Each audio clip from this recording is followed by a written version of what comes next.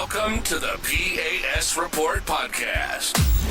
If you're tired of censorship, outraged by government abuses, and thirsty for real insights, then you're in the right place. Get ready, because here, the fight for freedom never ends. Here's your host, Professor Nick Giordano. What's up, everyone, and welcome to the P.A.S. Report podcast. This is your host, Nick Giordano. I am glad you could join me today. Make sure that you follow and subscribe to the podcast so you don't miss an episode. Also, visit the P.A.S. Report website, pasreport.com, and sign up for the newsletter. Now, there are so many moving parts going on at the same time, and I'm going to jump right in today because I have to talk about the video that everyone has seen, everyone has witnessed. I watched it probably over 40 times. Ukrainian President Zelenskyy coming to the United States, going into the Oval Office, and total chaos unfolds. It just spirals out of control. Zelenskyy, he is someone that doesn't understand the mechanics, doesn't understand diplomacy 101. And I want to get right to the video. I want to play it because I will critique it in real time. I want to show you where it went off the rails. A lot of people want to blame Trump. They want to blame J.D. Vance. But the truth is this is all on Zelenskyy. And this is what happens when you grow arrogant. Okay, I understand his nation. He's fighting a war right now. But he failed diplomacy 101. So let's start the video. I'll go through it. And I'll pause it at certain moments just to give you a little heads up of what my thoughts are. Yeah, please.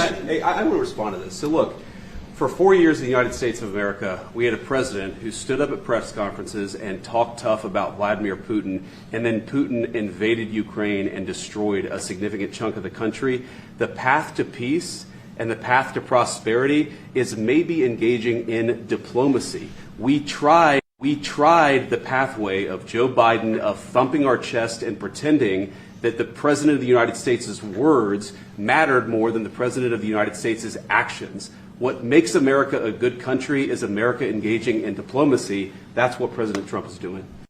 Now, before it goes further, I got to set this up a little bit. So this was about a 48-minute meeting total, all right? The first 37 minutes, 38 minutes, going along fine.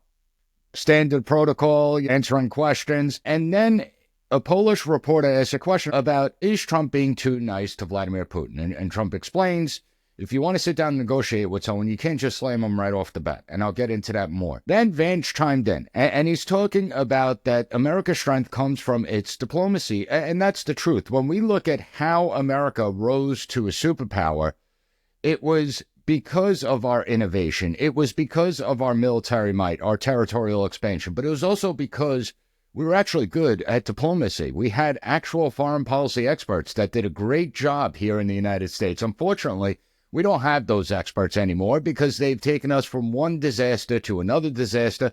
And the same thing holds true with the Ukrainian disaster that's unfolding before our eyes. But notice that when Vance talked about diplomacy, look at Zelenskyy's face. Can I ask you?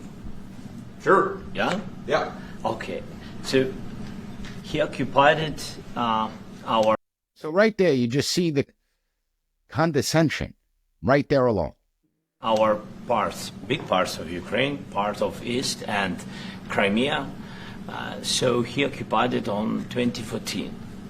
So during a lot of years, so I'm not speaking about just Biden, but those time was Obama, then President Obama, then President Trump, then President Biden, now the President Trump, and God bless, now President Trump will stop him.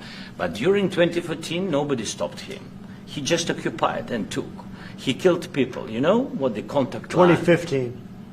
2014. 2014. Well, 2014. Yeah. So I was not here. Yeah, but, That's exactly right. Yes, but during 2014 till 2022, yeah, the situation the same. The people have been dying on the contact line.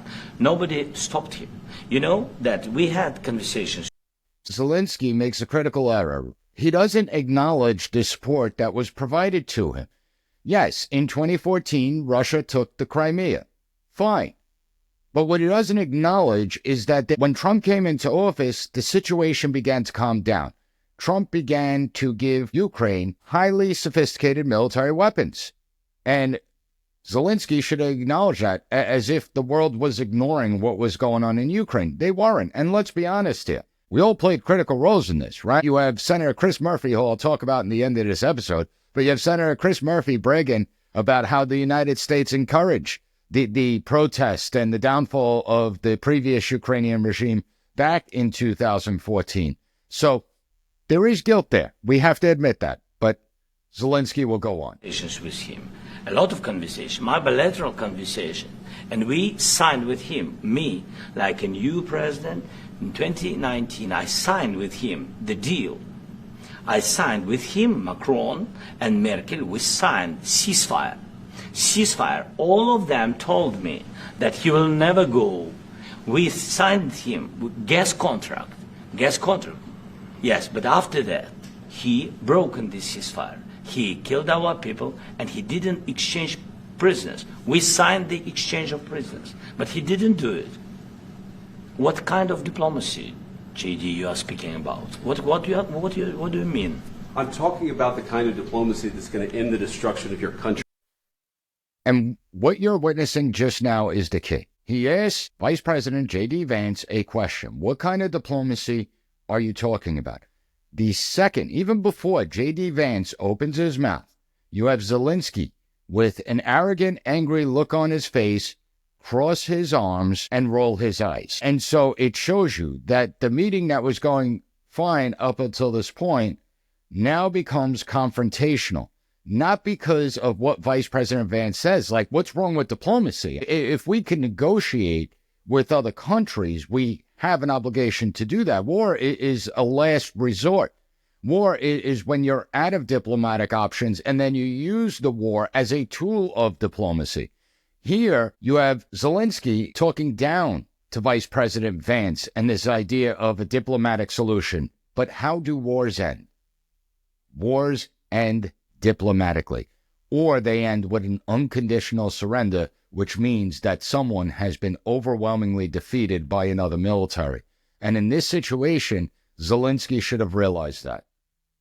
Destruction of your country. Yes, but if you are not Mr. President, with respect, I think it's disrespectful for you to come into the Oval Office and try to litigate this in front of the American media. Right now, you guys are going around and forcing conscripts to the front lines because you have manpower problems. You should be thanking the President for trying to bring an end to this conflict. Have you ever been to Ukraine that you say what problems we have? That's completely irrelevant.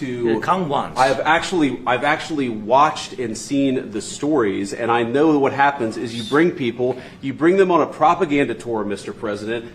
Do you disagree that you've had problems bringing people into your military? We have problems. And do you think that it's respectful to come to the Oval Office of the United States of America and attack the administration that is trying to prevent the destruction of your country? A lot of questions. Let's start from the beginning. Sure. First of all, during the war, everybody has problems. Even you, but you have nice ocean and don't feel now, but you will feel it in the future. God bless. You don't know that. God bless. You don't God know bless. that. You will not have a war. Don't that's tell when us you what see we're President gonna Trump feel. has had We're enough. trying to solve a problem. Don't tell us what we're going to feel. I'm not telling you. Because I'm you're in no answering on this position to question. dictate that. That's Remember exactly this. what I'm not You're dictating. in no position to dictate what we're going to feel. We're going to feel very You will good. feel influence. We're going to feel very good and very strong. You will feel influence. You're right now not in a very good position. You've allowed yourself to be in a very bad position, and he happens to be right about it. From the very beginning of the war. You're not Mr. in a Brown, good position. I You don't was have in the cards right now.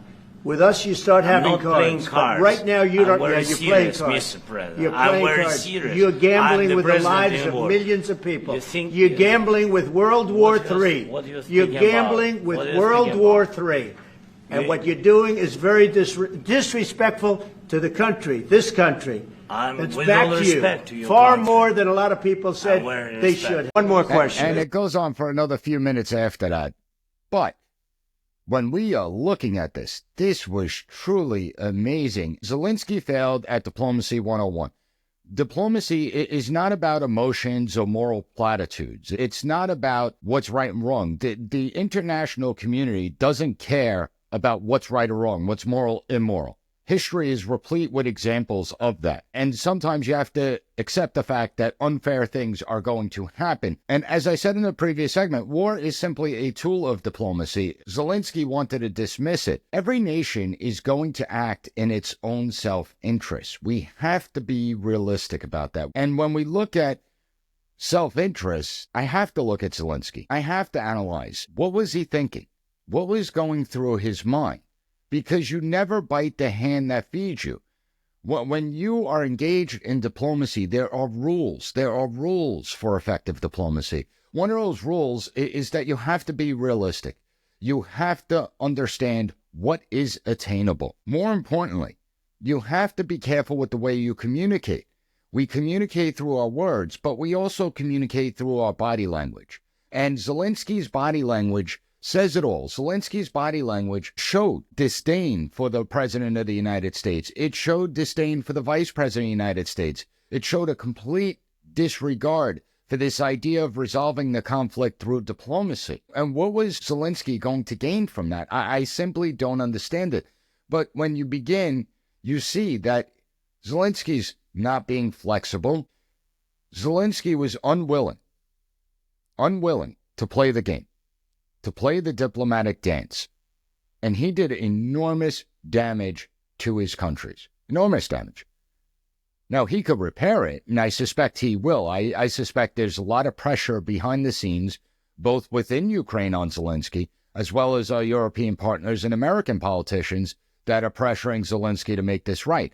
But you have a lot of people out there that are trying to blame President of the United States and the Vice President, saying it's their fault. No, it's not their fault. Zelenskyy got disgusted when the idea of diplomacy was brought up. That much was clear. It was clear in his face. It was clear in his body language. It was clear in the words he was saying and how he was attempting to talk over. There's diplomatic protocols that need to be followed, and Zelenskyy should understand he is the weaker nation. When you are negotiating with the more powerful nation like the United States, the one that has kept you in the fight against Russia, you have to sit there and you have to listen. You have to understand where we're coming from, and you can't sit there and snap back, particularly in public, when all the media is there. And that's exactly what Zelenskyy did. It was a failure of diplomacy 101. He needs to realize, whether it's right or wrong, he's in a weaker position. And yes, he is going to have to capitulate to the superpowers. It's just the nature of the beast on the international world stage. I'm not arguing about morality and whether things are right or wrong. We are the dominant country. He has to accept that. And if he doesn't accept that, then we have to be willing to walk away. We have to be willing to get up. And that's what Trump did. He just ended it. Said, we're done here. See, you begin to understand this when you use the levels of analysis in world politics to understand why leaders make the decisions they do, why they behave the way they do. And when we look at the war in Ukraine, well, let's look. Is Vladimir Putin going to do what's in Russia's interest? He's the leader of Russia, of course, and it's in Russia's interest to make sure that Ukraine pledges neutrality and doesn't join NATO. That's in Russia's interest. It's in Russia's interest to continue to take Ukrainian land, so that they have more strength at the bargaining table. It's in Russia's interest to expand its territory, get the world to recognize Crimea as part of it, and get the world to recognize that parts of eastern Ukraine are part of it. Again, I'm not saying that's right. I'm simply pointing out what is in Russia's interest. When we look at Ukraine, Zelenskyy is in a position of weakness. Zelenskyy knows what's going on the battlefield. He knows that his troops are being pushed back, that Russia is slowly grinding away and moving ahead, taking more and more and more territory. But what Zelenskyy is hoping, and what he thinks is in his country's best interest, as well as his own best interest, is to get the United States and the European countries to commit boots on the ground to take the war to Putin. Again, I said it last week.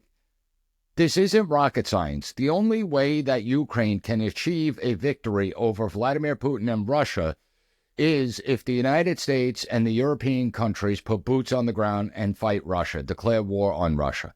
That's the only chance Ukraine has in recapturing its entire country, including the Crimea, and has this idea of joining NATO in the future. That's it. And so for Zelenskyy, understand, prolonging the war is actually in his interest, because he believes that if the war is prolonged and the situation continues to grow desperate, the longer it goes on, sooner or later, Putin's going to make a miscalculation. Europe and the United States are going to be thrust into the war, and we would defend him. You have direct American and NATO involvement. It's a short-sighted view, and I'll explain that later on, but that's his national interest. America's national interest, well, Trump wants a resolution. He believes that's in America's national interest, and he wants to end the war. He wants to secure this mineral deal. He believes that the mineral deal is in the strategic interest of the United States, which it is, because it reduces our reliance on China. It gives us more to develop economically with, and it's pretty important. It also ensures stability within that region. So you have three countries here that are all going to be operating in their own self-interest, and the short-sightedness is that Zelenskyy isn't seeing how what Trump is proposing benefits his country, how it actually weakens Russia. And I'm going to talk more about that. The truth is, if we continue to just put weapons and aid into the Ukraine, which has been suspended, Trump announced that he has suspended Ukrainian aid for the foreseeable future, I guess until Zelenskyy apologized. And there are consequences to your behavior. So it has been suspended. But if we just keep pumping money and aid, what does it really do? It maintains the status quo. It's not going to resolve the situation. In fact, it makes it worse for Ukraine, because the longer this goes on, there's going to come a point where the Ukrainian military is going to collapse, where the morale in Ukraine is already sucked out. 50% of the Ukrainian people want an agreement. They want the war to end. Understand, 3 years in a war zone is a long time, and people are tired. They want to get back to their lives. And so how much longer is any support going to last if this continues? That's the thing. When we look at negotiations, you have to believe that the other people are operating in good faith. But if both partners, Putin and Zelenskyy, aren't coming to the table in good faith, this issue is not going to resolve anytime soon. The war is not going to end. What you are witnessing on the world stage is nothing more than power and politics. Yeah, I know the left likes to say it's about democracy, right? Ukraine's the front lines of democracy. That's a joke. That's not true. It's about realpolitik. And unfortunately, too many of our foreign policy is based on emotions as opposed to realism. It's based on feelings as opposed to reason and logic. You have virtue signalers that come out there and they'll call me an appeaser, when the reality is that I'm just being realistic at looking at the situation as it is. Now I want to take on the European hypocrisy that's going on, because Europe is really aggravating me. You have Europeans that are talking that this is the front line for freedom, that this is the front line of liberty. And if we lose this, that's it. It's the 1930s all over again. Putin's going to march through Europe and he's going to be the next Hitler. These are the same leaders that preach about freedom, that will throw you in prison for a tweet. They will throw you in prison for your social media posts. These are the same countries that have no regard for the principles of freedom of speech. These are the same countries, with the exception of Sweden, that had no problem locking people in their homes during the coronavirus, dictating which businesses were essential and which ones weren't, dictating when, where, and how people could practice their faith. It's amazing. They want to talk about freedom. They don't care about freedom. Look at how authoritarian Europe has become. And it's all designed because they believe the government should be able to control behavior. So it's not about freedom. And it's not about Putin being an existential threat to Europe or the rest of the world. That's another myth that's going on. Understand, the United States and Russia, we're always going to be adversaries. Our foreign policies conflict with each other. And when I say conflict, it doesn't mean that you're going to go to war. The European Union and the United States are in a competition when it comes to economics. There's a conflict there. They're looking out for what's in the best interest of the European countries. We're looking out for what's in our best interest. So when I say conflict and adversarial, it doesn't necessarily mean a negative. Russia seeks to increase its power and influence around the world. It wants to increase its sphere of influence. The United States seeks to maintain its power and influence. We want to maintain our dominance. And that's what I mean where I say our foreign policies conflict with each other. Foreign policy is about power. And there's a constant competition throughout the world for power. Power is a zero-sum game. In order for one country to gain power, another country must lose power. So in order for Russia to gain power, the United States or a country like China has to lose it. And so we have to keep that in mind. Now, when it comes to the European community, They're saying this is an existential threat to the European continent and to America itself, and that we must, at all costs, make sure that Ukraine wins this war. But does their rhetoric match the actions? Does that rhetoric really match the situation that's going on? Well, let's take a look. Because if we take the 27 European countries that are part of the European Union, they're only contributing 0.2% to support Ukraine. If you look at the United States, one country, we contribute 0.2% to Ukraine. I find that weird. Because if this really is an existential threat, why wouldn't you be pumping more and more money, more and more military equipment into it? If it really is a threat for survival of our future in the Western world, isn't it at least worth 20% of GDP? 30% of GDP? They say, oh, we can't spend that much because our economy will collapse. Well, if Putin really is going to exterminate all, people throughout Europe, if he's really going to go country by country, the economy should be the last thing on your mind. And when you begin to see that, when you begin to ask these questions, it begins to open some eyes. When you start to think critically, you begin to see the hypocrisy that's going on and the difference between the words that are being spoken on the international stage and what's really happening behind the scenes. But it goes deeper than that. Because if Putin really is the next Hitler, if this really is 1930s all over again, well, then why hasn't a single European country committed to boots on the ground? Yes, you had the United Kingdom Prime Minister Steimer come out and say, we're willing to pledge 20,000 troops after a negotiated settlement takes place, and the troops are going to serve in a peacekeeping fashion. But if we really have this existential threat in Vladimir Putin, don't we have to eliminate him? Don't we have to remove it? Don't we have to destroy Russia to make sure that this existential threat doesn't destroy the Western world? It's revealing. But I think the most revealing thing is when we look at the money aspect. Europe certainly has contributed more. They're not putting boots on the ground. They're happy to let the United States continue to bankroll this. The United States do some of the heavy lifting. But here's the thing. In 2024, when we look at the European Union, they imported a record 16.5 million metric tons of liquid natural gas from Russia. From Russia. This surpasses the 15.2 metric tons the previous year in 2023. If we look at it in terms of dollars and cents, Europe spent $255 billion on Russian liquid natural gas. Liquid natural gas last year, $255 billion. Since February of 2022, has spent $893 billion on Russian liquid natural gas. Now, let's juxtapose that, the $893 billion, let's juxtapose that with the support they've provided to Ukraine. They've given Ukraine $73 billion in economic aid. 35% of that $73 billion actually has to be paid back. It's a loan. It's not free money. And they contributed an additional $53 billion in military equipment. So you have Europe giving $893 billion to Russia, and you have Europe giving Ukraine $126 billion. Think about that for a minute. They've given Russia 4 times more than they've given the Ukraine. At what point does absurdity reach a tipping point? When Europe has funded both sides of this war, they virtue signal over Ukraine. At the same time, they're bankrolling Russia's war machine. Does that make sense to any of you out there? Does that really seem like Russia is this existential threat? And I'm not supporting Russia. I'm supporting the United States of America. I support what's in our best interest, not what's in Russia's best interest. I could care less. Not what's in Ukraine's best interest. I could care less. See, I don't lie to myself like so many of the virtue signalers out there.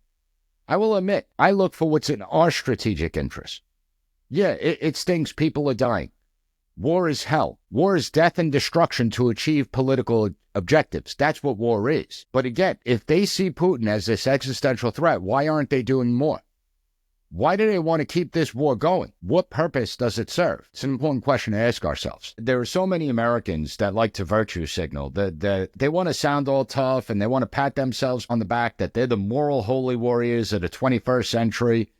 But what are they really doing? What are they really doing? What problems are they really solving? You know, they put their little Ukrainian flag in their social media profiles, Slava Ukraine. What are they accomplishing? And do they want to see a peace as well? Some may, but it's easy to say that the war should keep on going when you don't have any stake in the game. It's like when it comes to human rights. I tell all my students that they lie to themselves, because that's what we do as human beings. You know, I'll ask them a question. How many of you care about human rights? And all raise their hands. You know, they'll rush to get up there. Well, if you really cared about human rights, you wouldn't own 85% of the products that you own. Because if you look at how those products were made and the exploitation that went on to make those products, you would figure out a different path forward. So it's easy to say you care about human rights, much more to live by that code, much more difficult. And if you truly live by that code, your life is going to get more difficult. You're going to have to make a lot of sacrifices, because let's face it, just look at where everything's made. And a lot of it comes from countries where there are no human rights. Same thing holds true at Ukraine. It's easy to say Ukraine should defeat Russia. But if you objectively step back and look at what's going on, you'll realize that, well, without boots on the ground, that's almost impossible to do. And so are you willing to send America's sons and daughters off to die for the Ukrainian cause? Well, now it becomes a different story. But what really aggravates me is the Democrats. That's what's really aggravating me. It seems that Democrats and their allies oppose peace talks, not on principle, but because Trump is leading them. Let's be honest here. How many world leaders have introduced a proposal to end this war? How many of them have come out and forcefully, unequivocally stated that they want to end this war and they have a viable solution to do so? How many Democrats here in the United States have put forward a proposal to end the war in Ukraine? How many? Well, none of them have. Their only solution is to keep this thing going. And what I find really interesting, Tuesday I recorded my podcast last week, and I talked about the minerals deal in that podcast. The episode was released on Wednesday. By Tuesday evening, there was reports that the mineral deal had been agreed to, and that Zelenskyy will be coming later in the week or the beginning of next week to sign it. Then Zelenskyy comes on Friday, and he's going to meet with Trump in the Oval Office. They were going to have this press conference, and they were going to go to lunch. Then they were going to have a press conference later in the day in the signing ceremony. Something changed. Something changed. So what changed? Apparently, a few hours before meeting with Trump, Zelenskyy sat down with Democrats. And you have this guy, Senator Chris Murphy from Connecticut. Senator Murphy from Connecticut is an interesting one because it seems like he spends more time online than actually doing his job. He posted the other day that, and this is a direct quote, "Over the last 24 hours, MAGA has been ceaselessly spreading the claim that Democrats, from Susan Rice to Tony Blinken to me, pushed Zelenskyy to reject the minerals deal. This is a total lie. It's made up out of thin air. Zero sources to prove it." He put that out on Monday. But here is a post that he put out on Friday. "Just finished a meeting with President Zelenskyy here in Washington. He confirmed that the Ukrainian people will not support a fake peace agreement where Putin gets everything he wants and there are no security arrangements for the Ukraine." And we need to ask a question. This post on X, what happened in that meeting? I want to see a full transcript of that meeting. What was spoken? And I'm sure there's probably a transcript available. Someone probably recorded something. We need to know. And it would be nice if we actually had a press that would try and figure it out. That would be nice. But we don't have an honest press in this country. But think about that. The deal's supposed to be signed, and then all of a sudden everything goes off the rails. So what was spoken about in that meeting? That's what I want to know. That's what we should be demanding from Senator Chris Murphy. Because what I see is one person trying to put out a solution. That's it. One person. And that's President Trump. No one else is doing it. When we look at the short-sightedness of Democrats, of Zelenskyy, of Europeans, we have to go beyond the surface level. We have to. What was this deal supposed to do? Zelenskyy would sign over, become a partner with the United States in this mineral deal. We're the ones. Zelenskyy doesn't have the capabilities to extract these minerals. We're the ones with that capability. So you get the deal done, and then you start peace talks. That's the smart move. Why? Because this is how you win. And unfortunately, there's a lot of people that don't like to win in the United States. They like the United States to routinely get taken advantage of. But this is how you win. You get that deal done. Now you go into peace talks. Ukraine is going to have to sign a pledge of neutrality. I'm not denying that. They're going to have to sign a pledge that they are not going to join NATO. You have to understand, Putin has to go back to his people and say he got something out of this, or else he's dead. His own inner circle will kill him. Can't be like, oh, this was all for nothing. So Ukraine would have to sign that pledge. They would certainly have to recognize Crimea is part of Russian territory now, and they may lose some provinces in the eastern part of Ukraine. Is that fair? Is it right? No, I said that last week. But Russia would agree to that. When it comes to Russia, what does Russia get out of this? Well, they get what they wanted. Ukraine not joining NATO, and they get recognition of the Crimea. But what was the whole purpose of the war? Why did Russia go in the first place? Well, it was to prevent NATO expansion. So again, we have to go beyond the surface level. What this mineral deal means is that we have an economic interest. This is how it works in our strategic benefit. Economically, we're going to benefit from that. We also reduce our dependency on China. We rely on China for a lot of rare earth minerals. Well, now, if we have our own in partnership with the Ukrainians, well, now we're not as dependent on China. That's a good deal to me. But more importantly, in order to extract these minerals, we would have to assist Ukraine in the rebuilding of its country. And that's fine, because the mineral mines would be able to pay for that.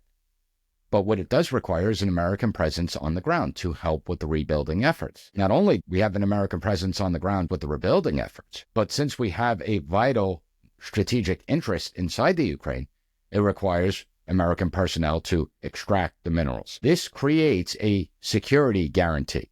It doesn't have to be stated out loud. You know, you have all these people that don't understand a damn thing about negotiations. If we have a strategic interest inside Ukraine, there's American economic investment and personnel. That makes it much less likely that Putin's going to invade in the future. Now, can I guarantee he's not going to invade? No, I can't guarantee that. But if something happens and an American is killed because Russia invaded, that's a whole different ballgame that goes on. That's where the short-sightedness comes from. I explained this already. The ideologues, they don't get it. They don't see it because Trump is proposing it. They're against it. But who is actually weaker in this process? Yeah, Ukraine has to give up some territory. Yeah, they make pledges they can't join NATO. But the war ends. They can rebuild. And they could get better training for their military going forward. Russia gets what it wants out there. But is Russia really stronger coming out of this? If the United States has an economic interest in a presence right on their doorstep, isn't that exactly what Vladimir Putin was trying to prevent? Is the little light bulb coming up? But Democrats can't see that because they're blinded by hatred. That's why. They're blinded because Trump proposed it. And anything Trump proposes, well, they have to reject. They have to try and dismiss it outright. As a matter of fact, they're taking the side of a foreign country over the United States of America because it's about resisting Trump. Resist, resist, resist. But this was the only viable pathway forward. And I still think it's going to happen. I still do. But I don't think that Democrats really want to see a resolution because if Trump does resolve it, well, that's going to help him, right? That benefits him politically. And that's the main thing. You know, if President Obama proposed this deal, let's say he was president right now and he proposed this deal, they'd all be saying what a genius President Obama is. They'd already be talking about the Nobel Peace Prize. Unfortunately, Zelenskyy did enormous damage to himself, and I can't help that he was influenced by others, particularly American politicians. And he did enormous damage to himself. He did enormous damage to his country.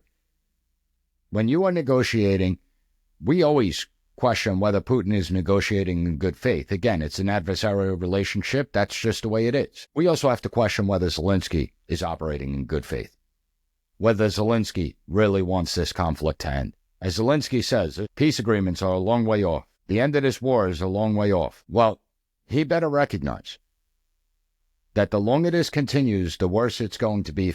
If you found the content of this episode informative, please give the P.A.S. report a 5-star rating on any podcast platform that allows it. Leave a review, Spotify, Apple Podcasts. That always helps. And make sure you share this episode with your family and friends. Share it with people. Put it on social media. If you share the episode, we continue to grow. It's why I don't go behind any firewalls or anything like that. I mean, first of all, you shouldn't have to pay to get information. Secondly, it's about the United States of America. And the better informed the American public is, the stronger of a country we are. So make sure you share this episode with others. I want to thank you for joining me today, and I'll be back next week with another great episode of the P.A.S. Report podcast. Thank you for listening to the P.A.S. Report. Don't forget to rate, share, and hit that subscribe button. That way you'll never miss an episode. For more exclusive content and updates, visit us at PASreport.com and follow Professor Giordano on all social media platforms at P.A.S. Report.